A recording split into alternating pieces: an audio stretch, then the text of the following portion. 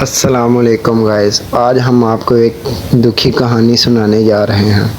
मेरा नाम है मोहम्मद अली और मैं आपको एक दुखी कहानी सुनाने जा रहा हूँ। चलिए शुरू करते हैं।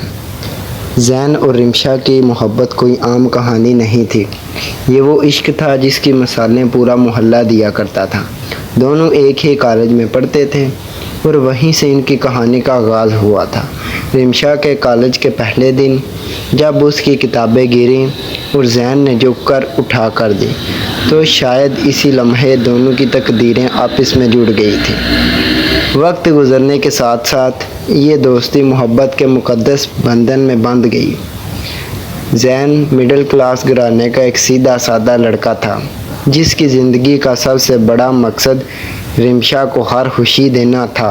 वो अक्सर कहा करता था, रिमशा, मेरे पास दौलत तो नहीं है, लेकिन मेरे दिल में तुम्हारे लिए वो समंदर है जो कभी खुश्क नहीं हो सकता। और रिमशा भी इस वक्त उसकी आंखों में आंखें डाल कर कहती, ज़ैन, मुझे महल नहीं, सिर्फ तुम्हारा साथ चाहिए।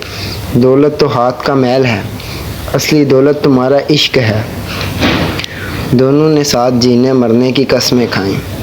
कॉलेज की छत पर बैठकर घंटों मुस्तकबिल के ख्वाब देखना, एक ही कप में चाय पीना, बारिश में भीगते हुए एक दूसरे का हाथ थामना, इनकी रोज़मर्रा ज़िंदगी का हिस्सा बन चुका था। वक्त हमेशा एक सा नहीं रहता। कॉलेज की तालीम ख़त्म होने के बाद ज़िंदगी ने एक नया मोड़ लिया।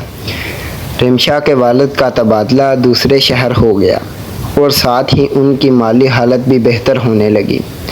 लेकिन दूसरी तरफ ज़ैन के वालिद की अचानक तबीयत ख़राब होने लगी, जिसकी वजह से ज़ैन ने पूरी घर की ज़िम्मेदारी संभाल ली। अब मुलाकातें कम होने लगी थी और फ़ोन पर बातें बहुत घंटों से सिर्फ मिनटों तक पहुंच गई। लेकिन ज़ैन को रिमशा की मोहब्बत पर अंधा यकीन था। उसे लगता था कि चाहे कितने भी फासले क्यों न बढ़ जाएं, उनके दिलों के फासले कभी नहीं बढ़ सकते। रिमशा अब शहर के एक बड़े और नामवर इंस्टीट्यूट में पढ़ने लगी थी। वहाँ उसकी दोस्ती ऐसे लोगों से हो गई थी जिनकी ज़िंदगी का मकसद सिर्फ नमूदो नुमाइश, महंगी गाड़ियाँ और ब्रांड थे। आहिस्ता आहिस्ता रिमशा के अंदर बदलने लगे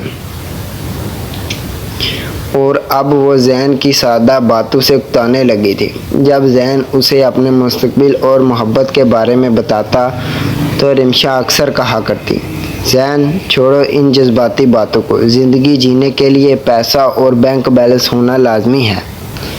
ज़ैन इसकी बात को मजाक समझकर हंस देता था।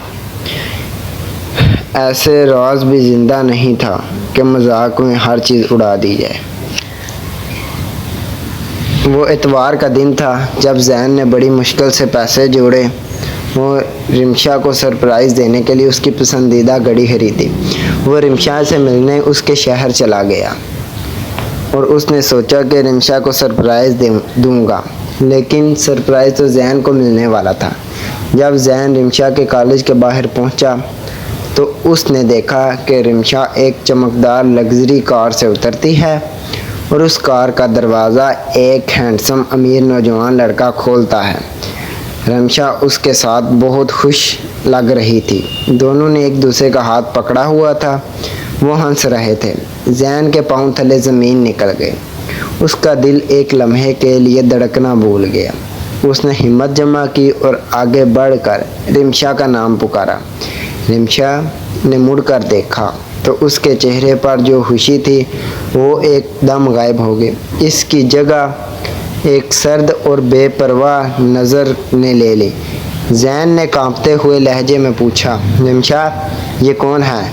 ये सब क्या है?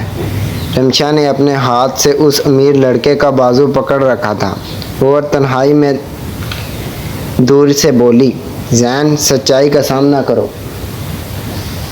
अब हम दोनों की दुनिया अलग है।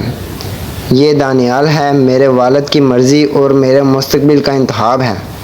मैं मज़ीद गरीबी और इस झूठी मोहब्बत में नहीं बन सकती। ज़ैन सदमे से पत्थर हो गया।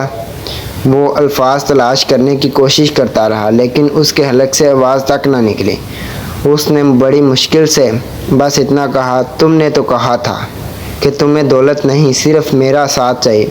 क्या वो सब झूठ था? रिमशा ने हल्की सी आवाज़ में कहा।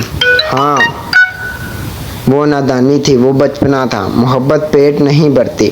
माफ़ कर देना मुझे, अब मेरा पीछा मत करना। ये कहकर रिमशा ने इस महंगी कार में बैठी और उसकी नज़रों से ओझल हो गई। जैन वहीं सड़क के किनारे घुटनों के बल बैठ गया और फूट फूट कर रोने लगा। उसका सारा जहां एक पल में उजड़ गया। इस हादसे के बाद जैन अंदर से मर चुका था। उसने लोगों से मिलना जुलना छोड़ दिया।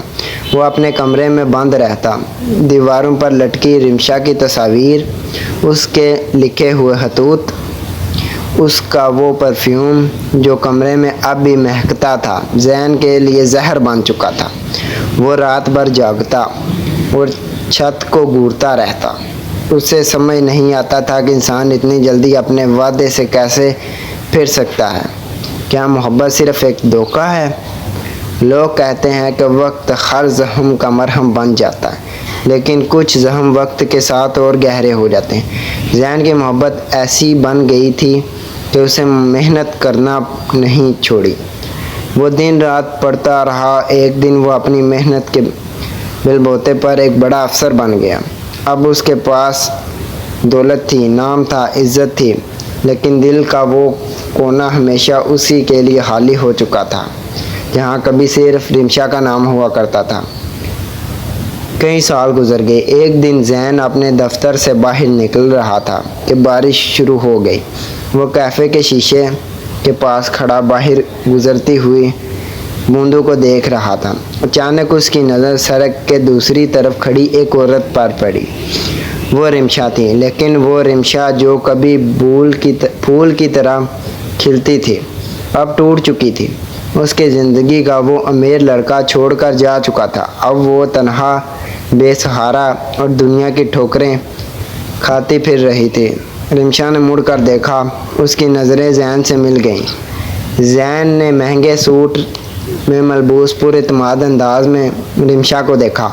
उसकी आंखों में ना कोई गुस्सा था, ना कोई इंतकाम और ना ही कोई मोहब्बत। उसकी आंखों में सिर्फ गहरा सन्नाटा था। रिमशा ने आगे बढ़कर रोते हुए जैन के करीब आई और माफ़ी मांगी और उसके हाथ जोड़े। जैन, मुझे माफ़ कर दो। मैंने अपनी ज़िंदगी का सबसे बड़ा फ़ैसला किया था। मैं हर चीज़ से मरहूम हूँ। जैन ने हल्की सी मुस्कुराहट के साथ रिमशा की तरफ देखा, अपने कोट का बटन बंद किया और छतरी खोली और धीमी सी आवाज़ में बोला, रिमशा, तुमने बिल्कुल सही किया था। मोहब्बत पेट नहीं भरती। तुमने पेट भरने की इस दौड़ में मोहब्बत को कत्ल कर दिया। अब देर हो चुकी है। अब इस वीराने में फूल नहीं उग सकते। जैन आगे बढ़ गया और रिमशा बारिश में अकेली खड़ी फूट फूट कर रोती रही। उसकी बेवफाई ने उसे ऐसा सिला दिया था कि अब ना उसके पास अपना प्यार था और ना ही वो दुनियावी आसाइशें जिनके लिए उसने जैन को छोड़ा था। दोस्तों, दौलत और हैसियत बदल सकती है, लेकिन खलूस और सच्ची मोहब्बत बार बार नहीं मिलती। जो लोग मुनाफा और नुकसान देखकर रिश्ते बनाते हैं, वो ज़िंदगी के सफ़र में हमेशा रह जाते हैं, अकेले ही। तो दोस्तों, आपको मेरी कहानी कैसी लगी? अगर अच्छी लगी, लाइक, कमेंट और सब्सक्राइब कर दें चैनल को। Thank you.